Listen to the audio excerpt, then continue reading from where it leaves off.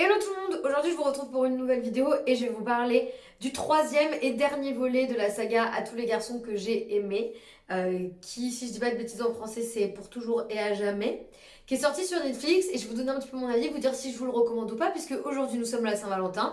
Nous avons d'un côté les célibataires dépressifs qui veulent peut-être se faire proprement du mal en regardant ce film, et de l'autre côté peut-être des couples qui veulent regarder quelque chose de mignon en ce jour si spécial.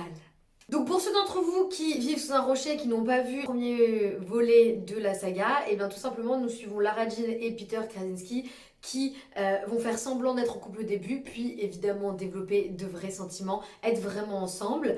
Et on va suivre au fur et à mesure des volets un petit peu toutes les péripéties qui leur arrivent, parce que comme c'est inspiré d'un livre pour ados, évidemment il y a du drama à n'en plus pouvoir. Et concrètement, qu'est-ce que j'ai pensé de ce troisième et dernier volet? Alors, je dois vous avouer que j'ai pas énormément de choses à dire parce que je me suis trouvée face à un film que j'ai trouvé assez, pas trop remarquable en fait. J'ai pas forcément de sentiments très vifs par rapport à ce film. Je n'ai ni adoré ni détesté. Pour moi, c'est un petit peu au milieu du panier. Voilà, c'était pas mal, c'était mignon. Si vous avez envie de regarder quelque chose qui va vous sortir un petit peu de la mentalité de la pandémie, bah allez-y. Après, c'était pas exceptionnel. Ça reste un couple qui fonctionne assez bien. J'ai assez apprécié le fait qu'ils ont enlevé certains éléments du livre qui alourdissaient un petit peu l'histoire.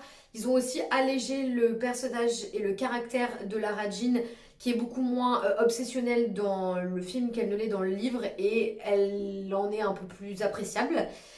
Ils ont aussi retiré certains aspects de la relation entre elle et Peter qui dans le livre était peut-être un petit peu problématique et toxique. Ils ont fait quelque chose de franchement pas mal, honnêtement. Netflix, vous nous avez bien eu. Vous avez clairement rattrapé par rapport au volume 2 qui selon moi était un échec du début jusqu'à la fin. Mais c'est un autre sujet. Donc ce troisième volet, honnêtement, c'était pas mal. C'est une petite romance mid-cute, il y a des petits moments où vous souriez, c'est mignon, c'est pas, ça casse pas trois pattes à un canard, mais c'est pas mal. La seule chose que j'aurais vraiment à reprocher à Netflix, vous êtes en train de me dire que ce film se passe en 2021, ils n'ont pas de masque, ils peuvent aller au restaurant, ils peuvent faire tout ça. Honnêtement Netflix, vous me faites du mal là.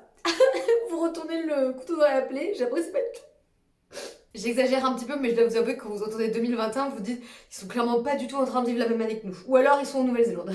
Donc voilà un petit peu mon avis. Honnêtement, c'était pas exceptionnel, mais ça n'empêche que Lara Jean et Peter Kaczynski, bah écoutez, c'est un duo qui marche bien.